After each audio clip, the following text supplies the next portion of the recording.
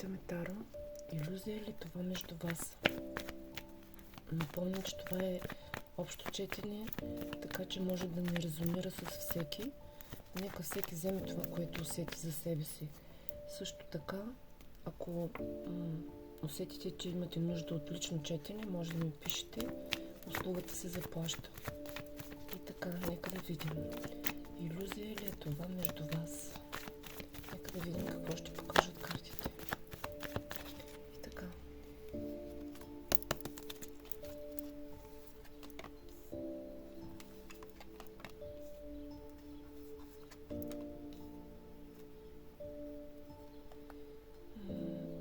Тук картите ми показват, че между вас има пауза и дистанция. Някой се е отдръпнал или не прави нищо.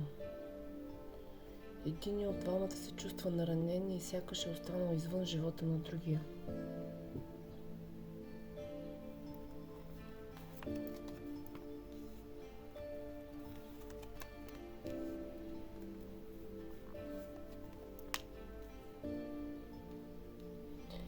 Има страх и усещане, че няма изход. Има много мисли, много тревоги. И двамата страдате, но някак повече вътрешно, без да говорите открито.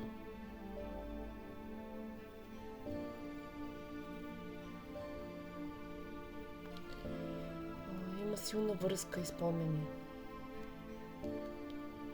За някой от вас това е човек от миналото или усещането е такова за близост, която не е случайна.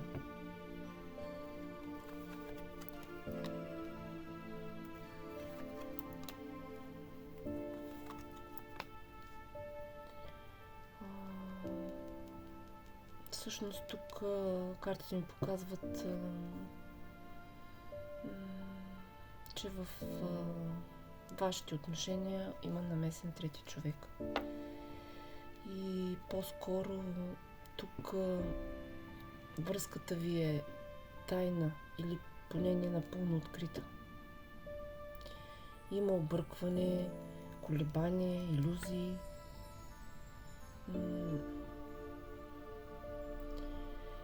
Някой не знае какво да избере или се страхува да направи избор. И това е защото другият е или в брак, или в официална връзка. И това е причината за задържането.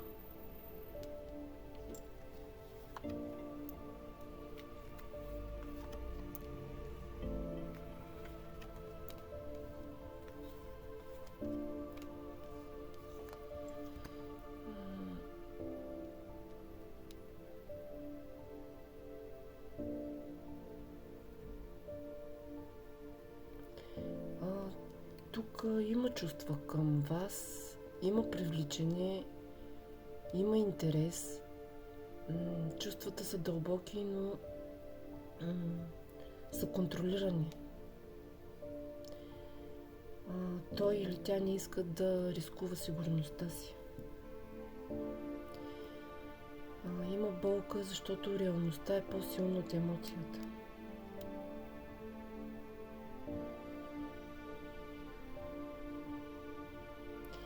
И тук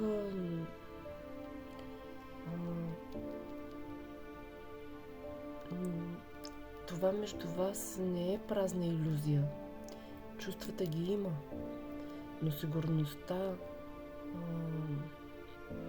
е по-силна. Ситуацията е трудна, защото той или тя са обвързани и отговорността тежи повече от желанието. Има любов, но има и ограничения. И точно за това се питате дали всичко това има бъдеще.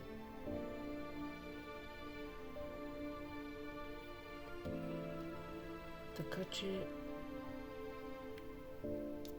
няма илюзия, чувствата ги има, но има ограничения, които са по-силни.